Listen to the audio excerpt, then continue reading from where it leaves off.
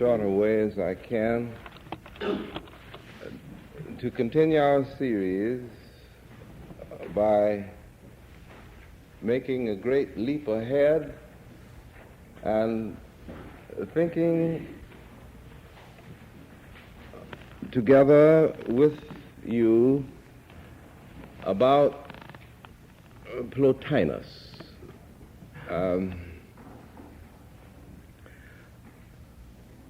Some of you have very gently and deftly raised the question with me as to why are we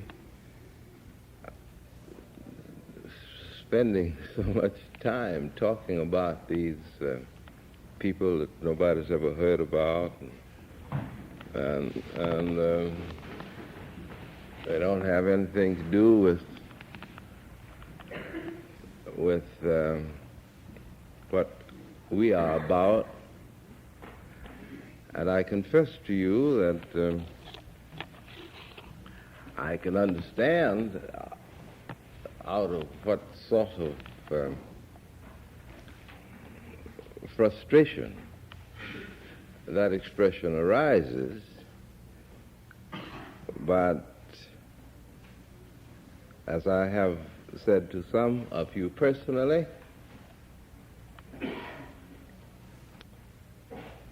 we are, all of us, concerned about trying to find somehow the clue to living, so that as the years unfold for us, living for us will be increasingly a meaningful and deeply satisfying experience. And it is the insight of men through the ages, which insight is effectively dramatized in certain of these individuals with whom we have to do, that apart from man's active awareness of the presence of the living God in his life, he cannot expect to find either meaningful living or significant living. And it isn't as if human life or the individual's life took place in isolation, and every man would have to go through all of the experiences through which men before him went. But there is something in human experience that seems to me, for lack of a better term, that seems to me to be cumulative. There is a wisdom in the human spirit that is greater than the particular wisdom of the particular man, however wise and intelligent and profound he may be. There is a vitality that is greater than my vitality or your vitality. There is a strength greater than my strength or your strength. And that element, that dimension of life has been at work in the life of man through all these years. And it has built up a kind of momentum, a kind of backlog, that word, backlog of experience, of knowledge, yes, and of wisdom, upon which any individual may draw, whether or not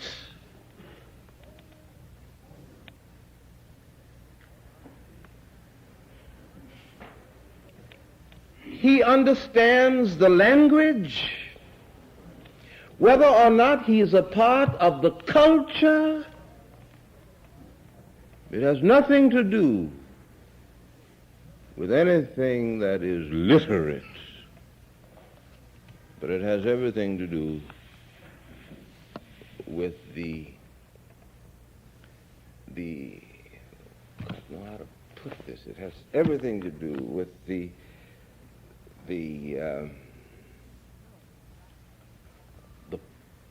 push of life in which all living things have shared. And wherever I touch life, I draw on that. And I may not be able to recognize it. I remember the first time I studied a little of Greek philosophy and ran into Socrates and Plato, and now and then certain things became clear in their words, and with a great sense of freedom and with no sense of modesty whatsoever, I felt that, well, I've been thinking that way a long time. You know,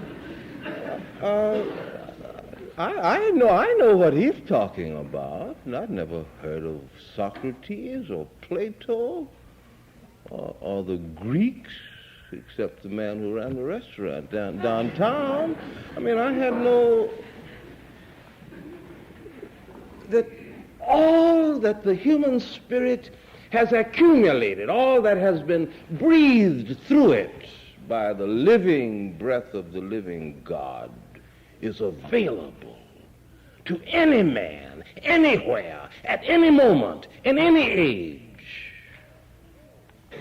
Whether he's rich or poor, ugly or beautiful, educated or illiterate, sophisticated or simple, it makes no difference. That's what these men are talking about. And that's why there are moments when you relate to what they're saying and feeling in ways that have nothing to do with the formal discursive parts of your mind. And I'm distressed. Well, all this isn't Plotinus. Let's just get to Plotinus. The time is just running. Plotinus came into the world about the 3rd century A.D. He was the flowering of this wonderfully creative process that had been going on in human history that we think of now in terms of Greek philosophy. He was the mystic. The mystic of the spirit. He was a different kind of mystic from Plato. Plato was an intellectual mystic. But Plotinus was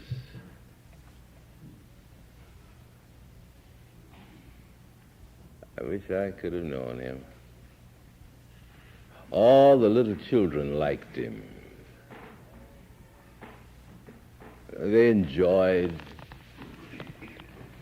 talking to him. He related himself to them at the points of their understanding, and he became the custodian of a garden variety of nondescript children and brooded over them. People sought him out to tell him their troubles. They felt if they could talk to Plotinus, somehow, whatever the difficulty was, it just didn't seem quite as difficult after talking with Plotinus as it did before.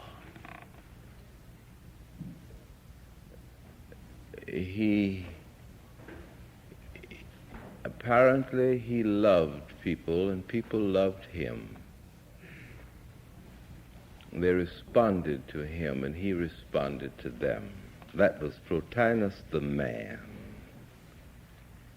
walking through Greek life, spreading radiation and beauty and kindness.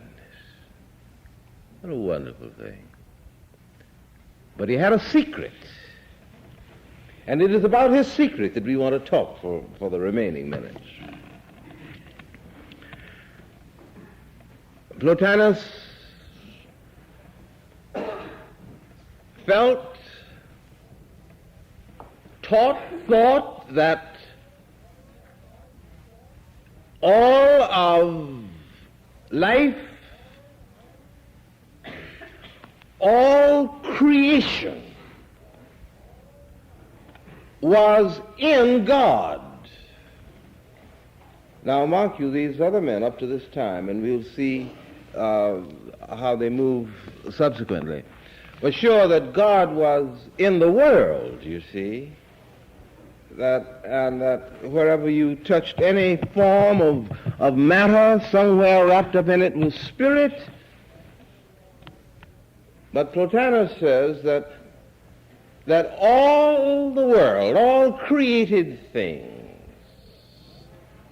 all time-space expressions, all of these are in God, that God surrounds, envelops, encloses matter, things, vicissitudes, change, shift, process.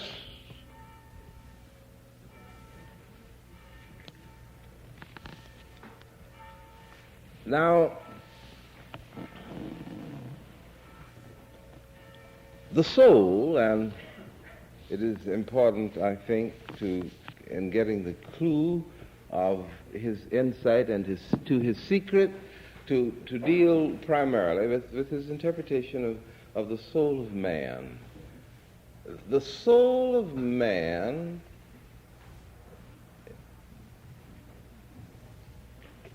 is split. Well, that's not the best way to put it. Let's see. Well, let me talk about it, and then I'll get the phrase. The soul of man, when a man is born, a part of his soul is left in the divine sphere. Now, bear in mind now some of the other minds who dealt with the same problem. That when man is created, a part of his soul is left up here, and a part comes down and participates in creation, you see, is for instance. But all of the soul of the individual is not in the individual's body. A part of it is left.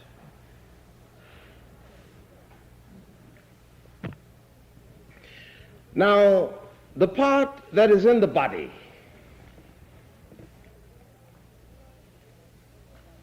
because it is in the body and is involved in all of the appetites and so forth and so on of the body, its awareness as a soul becomes dimmer and dimmer.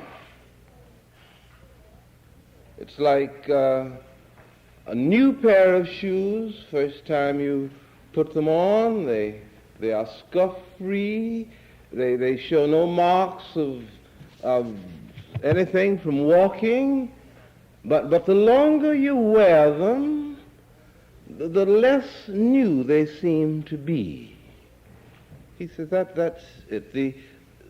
The soul gets dim and a little more dim and more dim as it is removed in its awareness.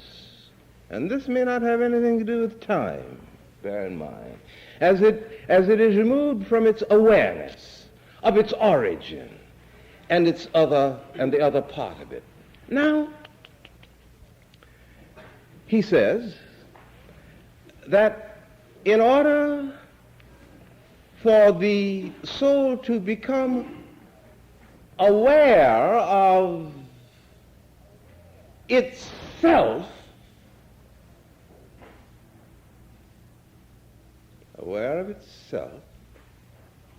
come to itself, that's the phrase that Jesus uses. When the soul, says Plotinus, comes to itself, then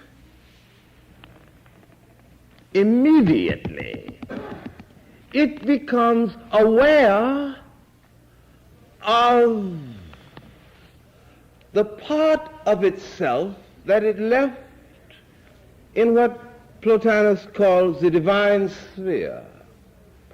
And a movement begins. The two parts of the soul gravitating towards each other.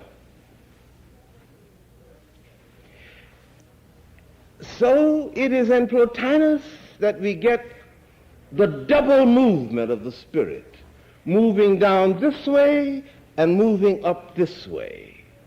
It finds its classical expression finally in Christianity, for Plotinus belonged to the school that influenced the church fathers, and Augustine drew heavily upon him.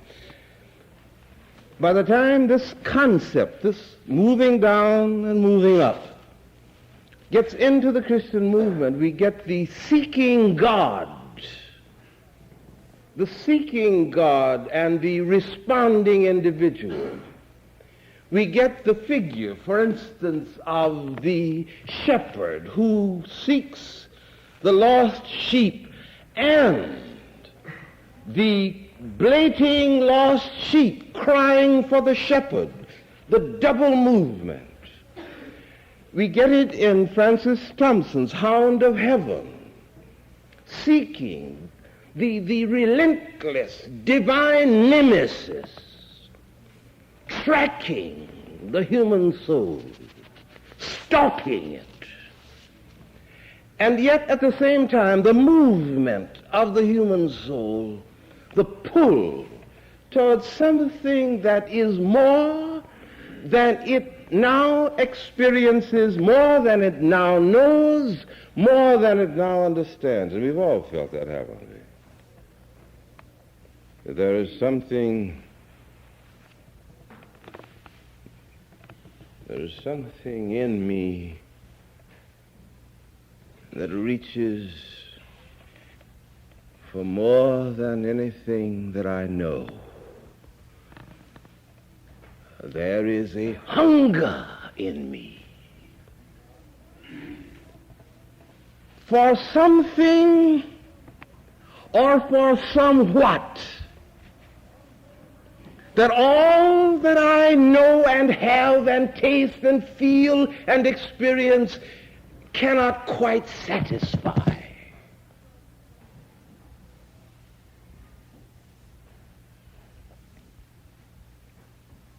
That's what Plotinus is talking about. It's not so far-fetched after all, is it?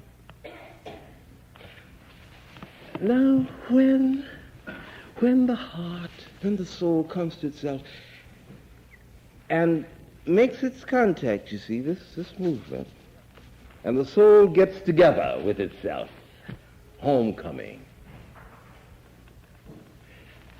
In that moment, the soul becomes aware of what Plotinus calls the universal soul, what Emerson called the oversoul. He becomes aware of it. And in that awareness, a very interesting thing happens. In that awareness, the individual who experiences that begins to see that his soul, or that which is deepest in him, is is the same as that which is deepest in the not him and somebody else. And a sense of unity begins to emerge, which unity is disclosed to the individual out of his discovery that what is deepest in him is a clue to what is deepest in his neighbor.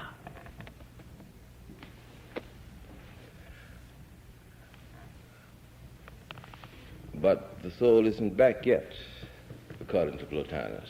It's on its journey. Now, mark you, the soul is starting from where you and I are now, and we're moving up this way for the moment, figuratively, I mean. When the soul becomes aware of the oversoul, the world soul, which is the lung, the divine lung of the stuff of life, doing that. Now, when it becomes aware of that, through contemplation, through detachment, through withdrawal from sense involvements and slavery to appetite and so forth, he lists this. It's the same list all the time. Wherever you touch it, it's the same list. Same list. Whatever may be the character of the religion, it's the same list. Then the soul arrives through contemplation now of the divine. It arrives to a point that it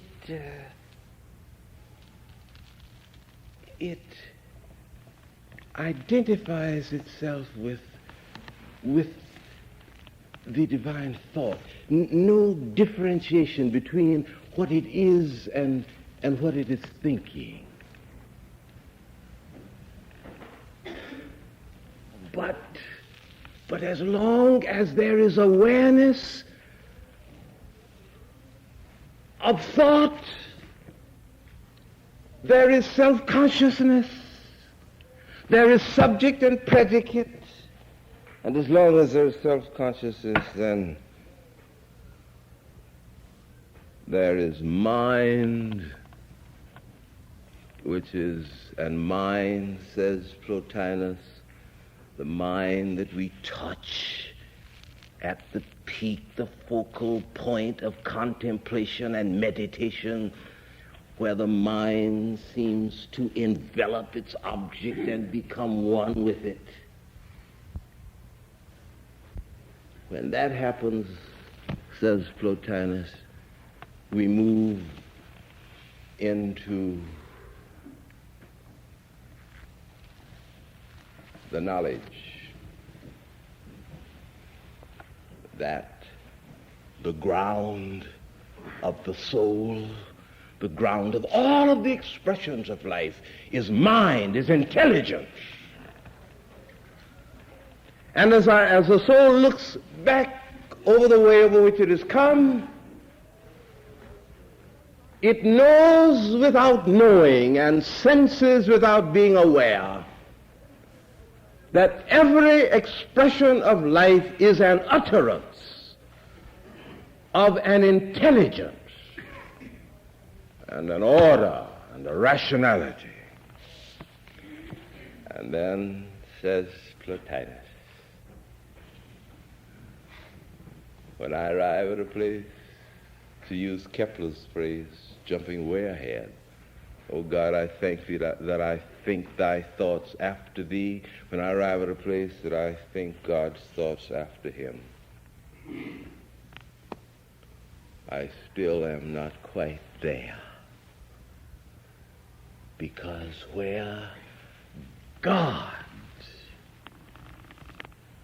is ultimately must be beyond thought and beyond intelligence. Because all thought, all intelligence has to do with differentiations, has to do with separateness, has to do with this as over against that. But when there is no thisness and thatness, no pro, no con, no tension, then all that we mean by thought disintegrates. So Plotinus has his chute, his C-H-U-T-E. And it is the point at which they all come in one way or another. It is the final moment of complete ecstasy, which seems so meaningless to those who live in this century and in this period of human history. And it seems meaningless to us because we are a generation that has been schooled in the dishonoring of our feelings. The only points at which we are permitted to honor our feelings are moments that are private, exclusively private and significantly intimate, or moments that are completely outlawed, like the alumni reunion, like the football game, like the racetrack, like we do not honor our feelings. We are afraid of our feelings, and to be an intellectual, to be self-contained, to be an integrated human being is according to the way we feel in modern life is to be lopsided. Because nobody thinks his way through the world. You don't think your way through the world. Whatever you may think about what you think. You feel your way through the world. No man ever dies for an idea. He'll die for an ideal, because that has dynamics in it, energistics. It has a fringe of surging vitality in it. You don't find any reality at the end of any syllogism, however sound it is. And that's what these men knew. So they recognized the fact that there's a time when I move beyond all of the reflective processes of my mind, when all of the intellectual aspects of my personality break down under the overwhelming impact of that which is beyond the mind, but envelops the mind. And everybody, at some moment in his life, in some tiny or dramatic aspect, has been visited, always temporarily, by a surging something that sweeps him beyond the furthest rim of human thought.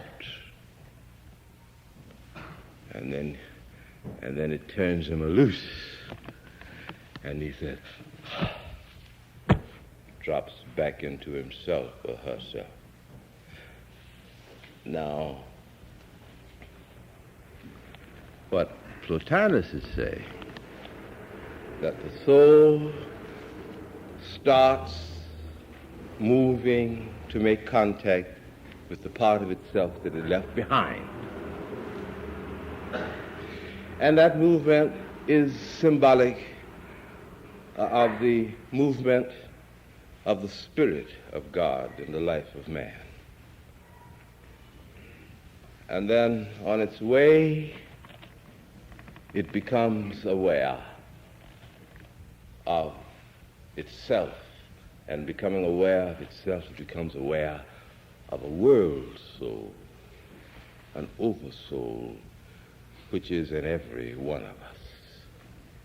And then on its journey, by further contemplation, by further meditation, by further prayer, it finally arrives at a point that it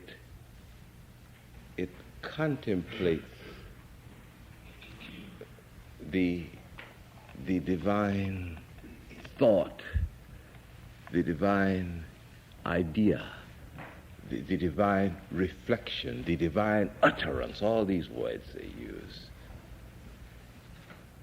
And then, meditating upon that, one arrives at a point that the thinker and the thought, the meditator and the meditation become one.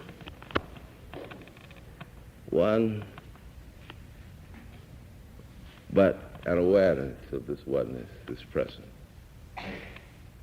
And then God, one comes into his presence finally, without benefit of ascent up any ladders of logic, but by what he calls the moment of the movement of the divine that creates the ecstasy in the heart. And therefore to him there is a trinity. God, the unutterable, who spills over into God the mind, that becomes the ground of the soul and all other manifestations.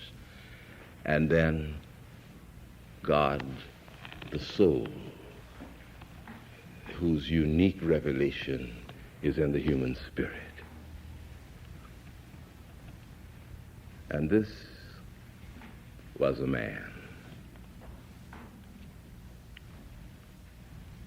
who loved little children and was so simple in his relationships